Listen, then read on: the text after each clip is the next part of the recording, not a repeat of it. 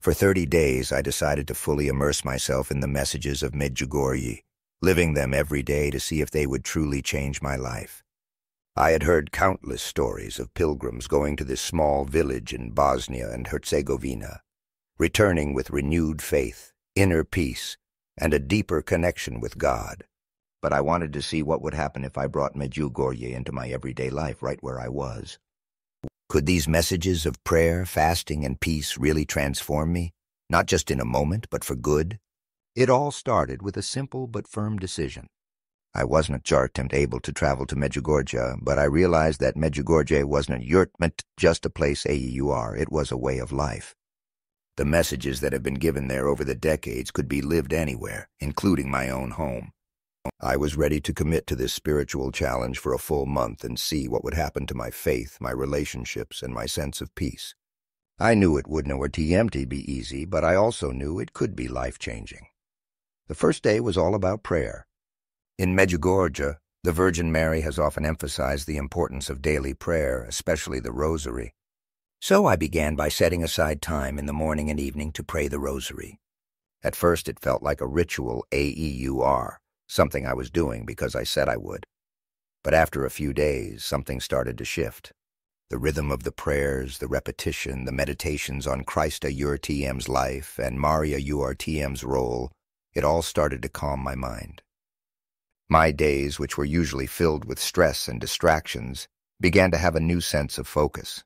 The Rosary became my anchor. By the end of the first week, I decided to add something more: confession. One of the key messages of Medjugorje is the call to purification and regular confession. I had never been one to go to confession often. In fact, it had been over a year since my last one. But I knew if I was going to take this seriously, I had to embrace the full experience. Walking into the confessional that day felt like stepping into unknown territory. I was nervous, unsure if I remember everything I needed to say. But as soon as I started speaking, it all poured out. By the end, I didn't just feel forgiven. I felt lighter, like a weight I hadn't even known was there had been lifted from my shoulders. The grace I experienced through that sacrament was unlike anything I had felt before. The second week brought the next challenge: fasting. In Medjugorje, the Virgin Mary has asked for fasting on bread and water on Wednesdays and Fridays. Fasting had always seemed extreme to me. I wasn't sure if I could manage it, especially with my busy schedule and all the daily pressures. But I committed to it, knowing that fasting wasn't just about giving up food AEUR, it was about making space for God. The first day of fasting was difficult. I felt the hunger in my body and the urge to give in. But instead of focusing on what I was missing, I tried to focus on prayer, offering the hunger as a sacrifice for peace in my life and in the world. As the days went on, I realized that fasting wasn't a URTM to punishment. It was a way to train my will, to detach from worldly comforts and focus on the spiritual. And slowly, fasting became less about deprivation and more about freedom. Halfway through the month, I began to notice other changes in myself. The stress I usually carried around was starting to dissolve. My patience with people, especially my family, was growing. I wasn't was quick to anger. When things didn't go my way, I didn't feel the frustration bubbling up like it used to.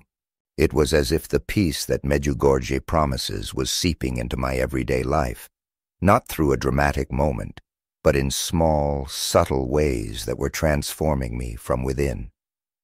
I was becoming more aware of God URTM's presence in the ordinary, daily moments of life. As I entered the third week, I knew it was time to focus on the message of peace. In Medjugorje, Our Lady calls for peace AEUR. Not just peace in the world, but peace in our hearts and homes. This was the most difficult part for me.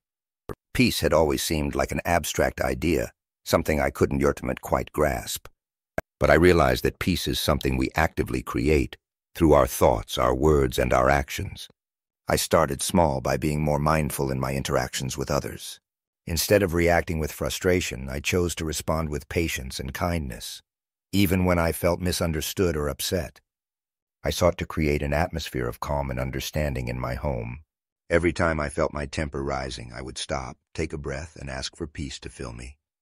Slowly but surely, this practice began to change the dynamic in my relationships. As I entered the final week, I reflected on how far I'd come. This challenge was not just about following a set of spiritual rules. It was about allowing God to transform me from the inside out. I realized that living the messages of Medjugorje was less about doing and more about being AUR, being open, being present, being a vessel for Goda Ur TM's grace. I made a point to attend daily Mass as often as I could, and the Eucharist became the center of my spiritual life. Receiving the body and blood of Christ during this time grounded me in a profound way.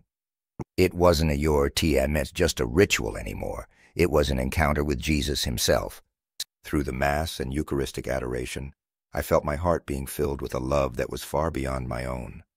On the final day, I sat quietly and reflected on the last 30 days. It hadn't Ur TM been easy. There were moments of struggle, doubt, and even frustration. But what I had gained was so much more than I ever expected. I had found peace, not just a fleeting sense of calm, but a deep, abiding peace that carried me through the ups and downs of life. My relationship with God had deepened in ways I couldn't Ur TM have imagined, and I felt a new sense of purpose in my faith.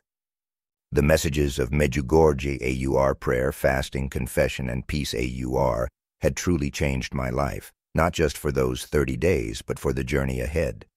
I can say without a doubt that Medjugorje is more than a place. It AUR TM's a way of living.